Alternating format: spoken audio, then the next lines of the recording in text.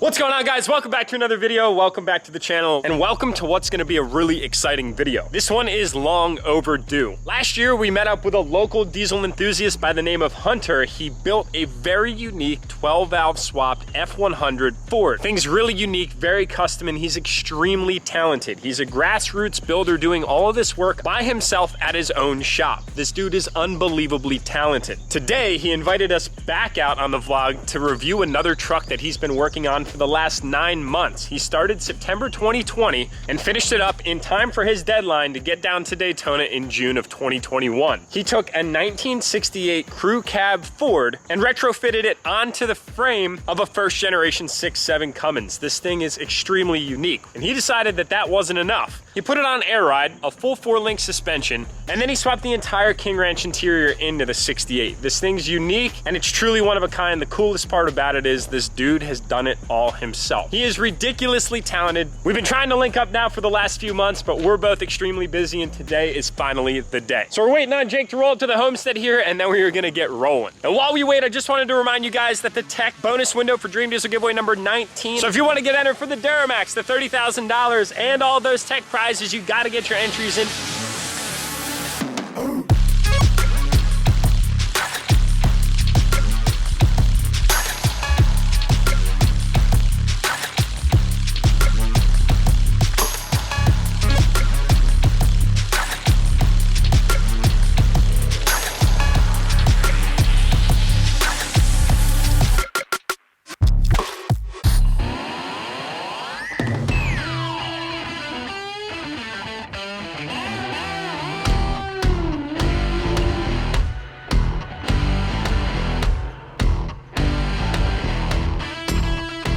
Boys, did I promise a really sick video today? We are being blessed in the presence of probably one of the coolest custom trucks that I've ever seen, and what makes it even cooler, this man right here, Hunter, is extremely talented. I tooted his horn a little bit in the beginning of the video, but rightfully so, dude. You did an absolutely incredible job on this thing, man. Thanks, Thanks for welcoming us back. We're just a few days past our annual truck review. If we had showed up just a few days earlier on a Friday, it would have been exactly 1 year ago that we reviewed that 12-valve F1. That thing is absolutely awesome, but it's not gonna be getting the showcase or shine today.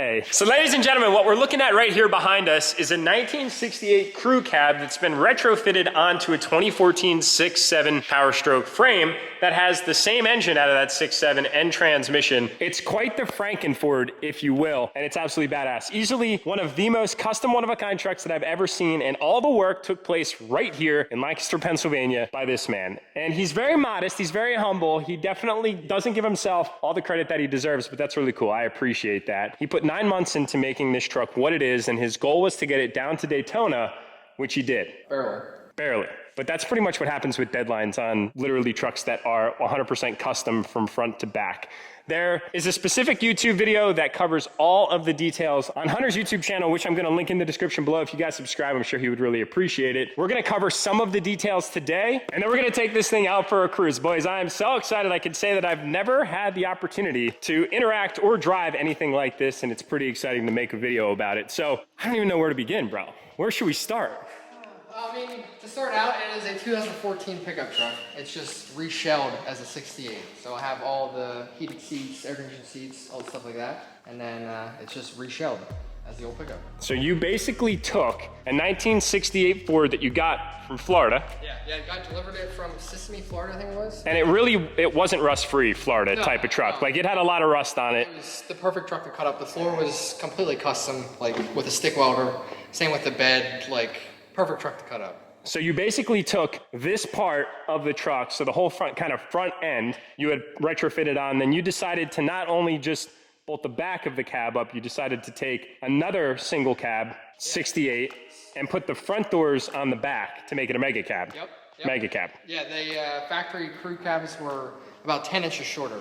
So putting the front door in the rear gave me exactly what I needed to weld the floor of the 14 directly to the back of the 68 without cutting or adding any to the floor. See, and that is absolutely insane. Like, I'm trying to sit here and process, how do you even kind of begin, bro? Like, what gave you this idea? There was one other guy that did something like this, but nothing with the crew cab or with the stretch in the cab, and I wanted more legroom in the rear, and it worked out perfectly. The Ford didn't change their stuff for 68 years or whatever. So did you have to cut down the center of the cab to get it to fit on the width of the 2014 chassis? No, width is perfectly how it was, So it pretty much just dropped down, you just had to find a means to secure it? Yes, yep. Interesting. Yeah, so I left the 14 floor, the 14 firewall, and it was all left bolted to the frame, and I just sat it over top and then welded it all from there. Wow. So boys and girls, this thing is absolutely badass. There's actually a 2014 King Ranch interior that was retrofitted in, and I think the most interesting part, as Hunter was elaborating on just earlier before I turned the camera on, is the dashboard fit in without having to shorten it by any means. Correct. I mean, you can see it's really tight. So if we open this thing up in here real quick, you got your amp stamps. We're gonna go into them here in a second. Jumping into a 68 cab that has a 14 dashboard, steering wheel, interior. The question is, do the heated seats still work? My man, dude, this is epic. It's incredible. He's even got the 6.7 notorious door chime. You feel like you're in a brandy spanking new truck, but then you look to the left and you're greeted with a 68 door, a 68 mirror, and your folding window. Except for this part. Yeah, there's always that. We didn't have to show that on the vlog. Come on now, brother. But honestly, they're better left open. But if you open it, right, you can close it then. So there's a way around it. Boom, look at that. So what's kind of cool, guys, is here's your A-pillar mount for that donor truck, as we'll call it. You can see really how everything kind of fit in pretty well, all things considered. Now, looking around on the interior, you would think that you're in a 2014 King Ranch, but again, you look to the door panels and the doors and you see that classic style truck. Now, Hunter's plans down the road, he was saying he wants to put power windows in this thing. Windows, power locks, the keyless entry on the door. Okay. Everything like that. Nice, that's awesome. We'll get into some of his future intentions with this truck because it's by no means completed yet. So this thing's got amp steps on it and they disappear to be completely gone. It was funny, in Hunter's video, he had actually said, yeah, it's got amps on it, but it was a lot of work and I don't know if it was really worth it. It's so funny, bro. But it's cool because he actually got these things to completely disappear, whereas if he mounted them up to what would have been 2014 rockers, they actually hung down some, so it wouldn't have completely ghosted that step, but you can see they completely disappear up underneath, which is super, super nice. Now, there's a lot of things that we need to cover on this. You want to take from a chassis and suspension perspective? Yeah, we can. So the suspension is all 2014, obviously, but the lift is built by Dude's Fab Shop out of Ohio. The front axle I moved forward 1.5 inches with the lift and everything to center it up inside the front wheel well. The rear stayed exactly where it was, and everything other, like the fuel tank is where it was, motor was exactly where it was. I just chopped off the front frame rails and built that all custom, moved the radiators back in, and then the rear, I literally just chopped off 1.5 inches of the frame, and that was it. Wow. So this is a full 4-length front and rear with a cradle in the center and then trusses over the axles, which I'll show you guys here in a minute. The cool thing about this was actually a remote build between Hunter and Dude's Fab Shop, which I believe they're out of Ohio. So this was kind of a first time that they'd ever approach anything like this. And I would say it probably made things a little bit more inherently challenging because you were trying to provide some measurements for the lift kit while he actually fabricated himself rather than having the truck. But it was all inspired because you wanted to get it done by that deadline. Yep. And that's a pretty solid accomplishment in and of itself, just to be able to relay information about literally the most important thing on a truck to get it to what it is today. So now this is actually coated with a clear oil style coating. It's not powder coated clear, so you get kind of that patina look. It rusted ever so slightly, as Hunter was saying, down in Daytona. Everything rusted in Daytona, but that was almost the look that you were going for. Yeah, it was perfect. It matched everything. It rusted just a little bit, and then it stopped, and now it's where it is, where it's going to stay for a while. That's absolutely epic. Now you've got air front and rear. You can lift this thing up how high? I think it's like a 10-inch variant. 10-inch variance, and it's aired all the way down right now, and he controls it right here from his phone. So, Woo-hoo-hoo! Beer can crushing mode, right? That's so sick. She leans. Boys, look at that thing. It's awesome.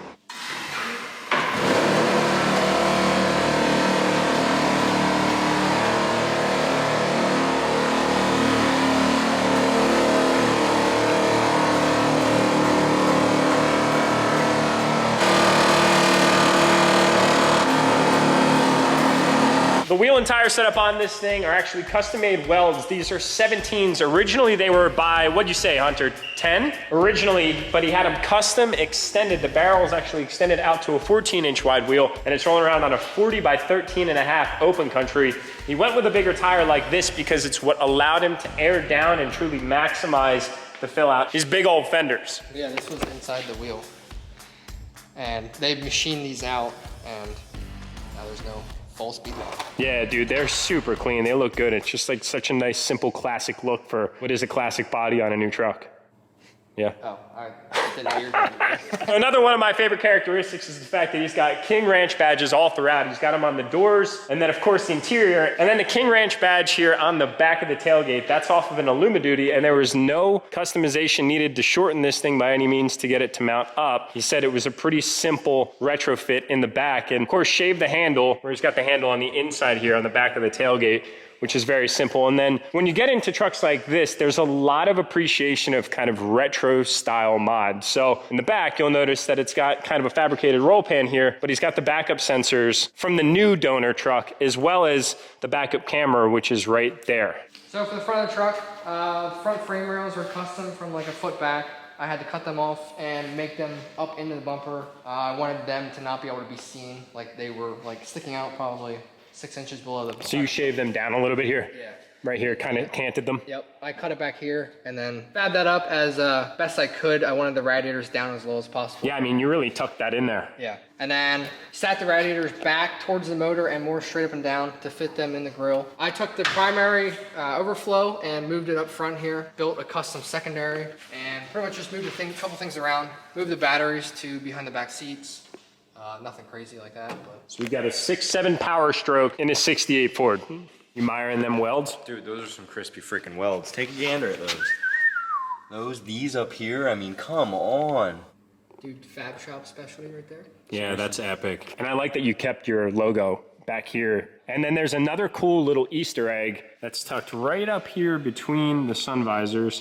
Might be hard to see from this angle, but that right there says the same thing, Hunt Tyler, as that right there. And then it's the same back plate as right there. It's pretty cool you keep those variables throughout your build. So future plans, I'm sure everybody's curious. Is it gonna stay this way? Or is it kind of a phase one of a multi-phased approach? That's probably the most asked question, if this is ever gonna get painted. And day to day, it's looking like it's probably gonna stay this way just because it looks ridiculous and I can drive it through the mud and not have to worry about wiping it down too much. The mud. I had it in the mud. Oh my God, dude. Yeah, let's go take this one in the mud too, why don't we? But yeah, no, eventually it'll get painted. I do have a couple of paint schemes picked out. They're all two-tone paint schemes. Nice. Well, that would make sense because it would follow in suit to King Ranch. Yep, yeah, that should make a lot of people happy. But as of now, I'm gonna focus on the next project, and this is just gonna stay the way it is for now.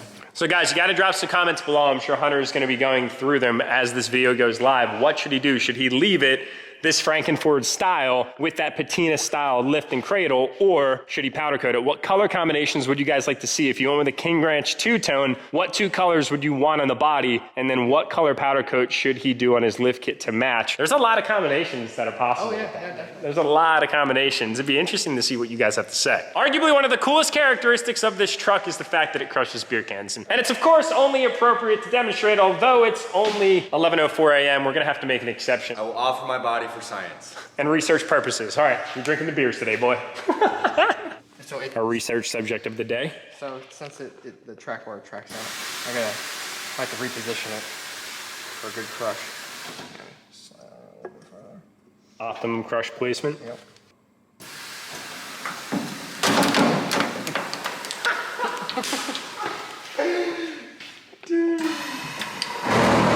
It's a pretty solid crush, bro, if I do say so myself. Luckily, these bodies are made way better than these new ones. If we did it with that truck, it would crush the truck and not the can. All the Ford executives were just sweating in the room. So when's the last time that you've seen a 68 sound like a 6.7 liter?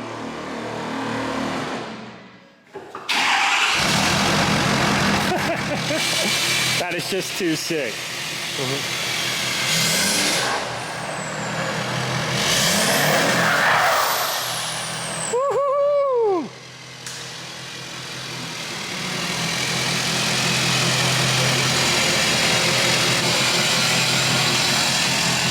Making Misfit look minuscule.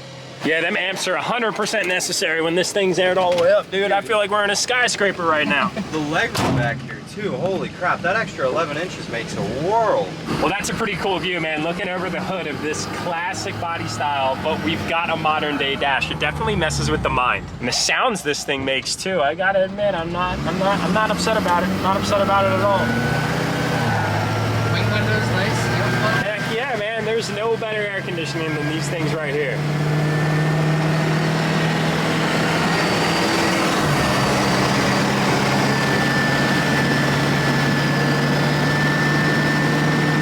So epic, man. It's like a time capsule, boys. It's just awesome. Oh, ride's great, man. It's plush. It reminds me a lot of Dream Diesel Giveaway 14 with that Kelderman air ride that we did. That thing rode awesome. We are sitting way the hell up here, boys. Holy shoot. So what's it like to toot, dude? I'm not happy about it. She's tooted! That's down the whole way. We're sky gazing at this point. Oh, boys and girls, it's the moment of truth. We're jumping in the driver's seat of this Frankenford. I am pretty freaking excited at this moment. He's even got the weather text in here. Turn radius. Full. Delimited, full turn radius. All right, on 40s, that's casual.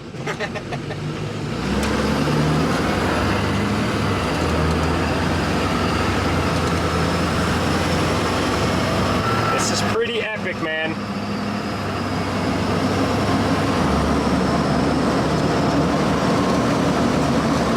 It's nice to have those modern brakes. Yeah.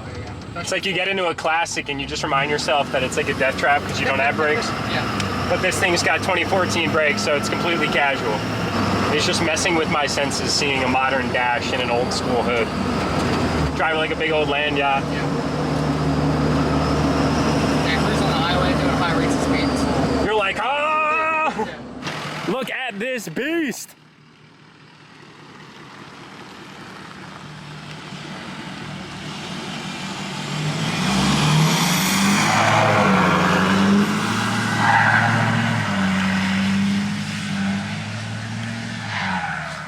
It makes the greatest sound. Those early Gen 6, 7s, for whatever reason, make that like almost that sneeze sound. I don't know if that's the appropriate way to put it, but they just sound epic. So that thing with the noises that it makes and the way that it looks is just a kick-ass combination.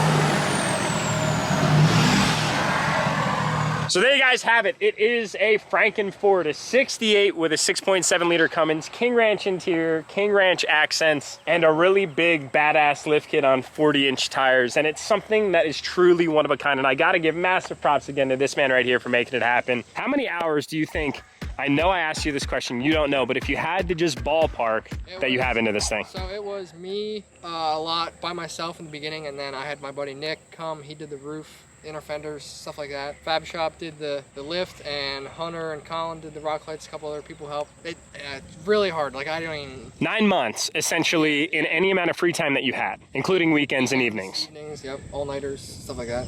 Just to make Daytona. And was it worth it? Yes, 100%. You crushed a Busch Light right when you got down there, Yep. in front of 30 people. Yes. It got millions of views on TikTok.